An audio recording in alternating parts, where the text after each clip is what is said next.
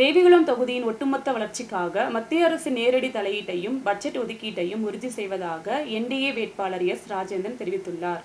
கடந்த 10-15 ஆண்டுகளில் தொகுதியில் நடைமுறைப்படுத்தப்பட்ட வளர்ச்சிப் பணிகள் மற்றும் நிதி ஒதுக்கீடுகளுக்கு அப்பால் கடந்த 5 ஆண்டுகளில் புதிதாக எதுவும் நடக்கவில்லை என்றும் அவர் குற்றம் சாட்டியுள்ளார். தேவிகுளம் சட்டமன்ற தொகுதியில் என்டிஏ வேட்பாளர் எஸ். ராஜேந்திரன் தொகுதியின் பல்வேறு பகுதிகளில் பிரச்சாரங்களில் ஈடுபட்டார். அடிமாலி பகுதியில் பல பகுதிகளில் வாக்குகள் சேகரித்தார். கடந்த 10-15 வருட காலமாக தேவிகுளம் தொகுதியில் நடைமுறைப்படுத்திய வளர்ச்சி திட்டங்களுக்கும் பட்ஜெட் விகிதத்திற்கும் மேல் புதிதாக ஒன்றும் கடந்த 5 வருடத்திற்கிடையே நடைமுறைப்படுத்தவில்லை என்றும் என்டிஏ வேட்பாளர் എസ്. രാജേന്ദ്രൻ கூறினார்.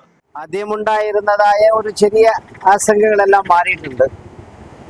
എല്ലാ സ്ഥലങ്ങളിലും ആളുകൾ വളരെ സന്തോഷത്തോടു കൂടിയാണ്, താല്പര്യത്തോടു കൂടിയാണ് കാണുന്നത്. കണ്ടവരെയും അവരുടെ പ്രതികരണങ്ങളും നമ്മളെ ഒന്നുകൂടി പ്രോത്സാഹിപ്പിക്കുന്ന നിലയിൽ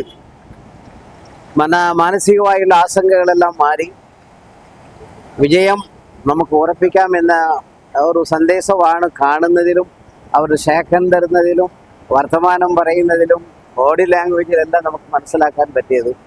അതുകൊണ്ട് നല്ല നിലയിൽ തന്നെ ഉള്ള ഒരു അഭിപ്രായമാണ് ഉണ്ടായത്. மூணாரில் மல்டி ஸ்பெஷாலிட்டி மருத்துவமனை, அடிமாலியில் மினி சிவில் ஸ்டேஷன், அம்மா குழந்தை மருத்துவமனை, பழைய பேருந்து நிலையத்தின் நவீனப்படுத்தல் போன்றவைக்கு தேவையான பண உதவி மத்திய அரசில் இருந்து வழங்கப்படும். இதற்காக கடன்கள் இருக்க வேண்டிய நிலை இல்லை என்றும் மத்திய பட்ஜெட்டின் மூலம் பணம் கிடைக்கும் என்றும் அவர் கூறினார். தொகுதியில் 50,000 வீடுகள் கட்டி கொடுக்கப்படும் என்றும் லயங்கள் முழுவதுமாக நவீனப்படுத்தப்படும் என்றும் அவர் தெரிவித்தார். தோட்ட தொழிலாளிகளுக்கு ஒரு தினம் 1000 ரூபாய் சம்பளம் உறுதி செய்வதற்கும் அனைவருக்கும் 5 லட்சம் ரூபாயின் ஆரோக்கிய இன்சூரன்ஸ் திட்டம் நடைமுறைப்படுத்தப்படும் என்றும் எஸ். ராஜேந்திரன் கூறினார். ഒരു 10-15 വർഷക്കാലത്തിൽ ഉണ്ടായിട്ടുള്ള വികസനങ്ങളും ബഡ്ജറ്റ് അലോക്കേഷൻ അല്ലാതെ ഈ 5 വർഷക്കാലത്തിൽ വേറെ ഒന്നും പുതിയതായി ഉണ്ടായിട്ടില്ല.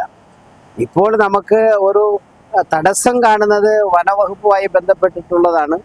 അത് ഗതാഗത യോഗ്യമായ റോഡുകൾ മൂന്നാർ മുതൽ പളനി വരെയാകട്ടെ, മൂന്നാറിലെ ഫ്ലൈ ഓവർ ആകട്ടെ, മൾട്ടി സ്പെഷ്യാലിറ്റി ആകട്ടെ, അടിമാലിയിൽ മിനി സിവിൽ സ്റ്റേഷൻ ബഡ്ജറ്റിലുള്ളതാകട്ടെ, അടിമാലി അമ്മയും കുഞ്ഞുങ്ങളുടെ ആശുപത്രിക്ക് ആ കുഞ്ഞുമോൻ്റെ സ്ഥലം എടുത്തതാകട്ടെ, നവാസിൻ്റെ സ്ഥലം നമ്മുടെ റേഞ്ച് ഓഫീസ് പടിയുടെ അവിടെ എടുത്ത് മിനി ബസ് സ്റ്റാൻഡിൻ്റെയും മറ്റുമൊക്കെ എടുത്ത് ആ സ്ഥലങ്ങളാകട്ടെ, അങ്ങനെയുള്ള പ്രാദേശികമായിട്ടുള്ള പ്രശ്നങ്ങളടക്കമുള്ളത് എല്ലാം നമുക്ക് എടുക്കാൻ പറ്റും. അതിന് വേണ്ടിയിട്ടുള്ള സാമ്പത്തിക സഹായം, ആ ബഡ്ജറ്റ് വർക്കുകൾ അതേപോലെ കേന്ദ്ര സർക്കാരിനെ കൊണ്ട് ടേക്കപ്പ് ചെയ്യാൻ പറ്റും.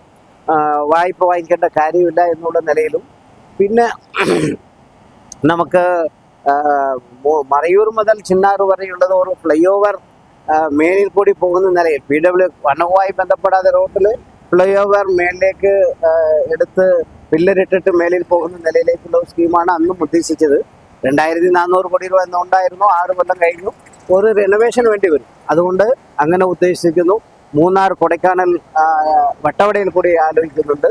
മൂന്നാർ വട്ടവട ഉള്ളവയലിൽ വത്സപ്പെട്ടി ഉള്ളവയൽ ആ കാര്യങ്ങൾ അങ്ങനെ ആലോചിക്കുന്നുണ്ട്. ஆதிவாசி பகுதிகளில் வீடு, மின்சாரம், குடித்து போன்றவற்றிற்கு முன்னுரிமை கொடுக்கப்படும். மட்டுமல்ல, தொகுதியில் மக்கள் நேரிடும் முக்கிய பிரச்சனைகளுக்கு தீர்வு காணப்படும் என்றும் அவர் கூறினார். பிரச்சார நடவடிக்கையில் இறுதிக்கட்டத்தில் நெருங்கியதோடு தேசிய தலைவர்கள் களத்தில் இறக்க இந்தியா தீர்மானித்துள்ளது. இதன் பாகமாக பிஜேபி முன்னாள் தமிழ்நாடு மாநில தலைவர் கே. அண்ணாமலை ஞாயிற்றுக்கிழமை மூணாரில் உரையாற்றுகிறார். முழு நம்பிக்கையுடன் முன்னணி தலைமை தேர்தலை நேரிடுகிறது. News bureau, Adimali.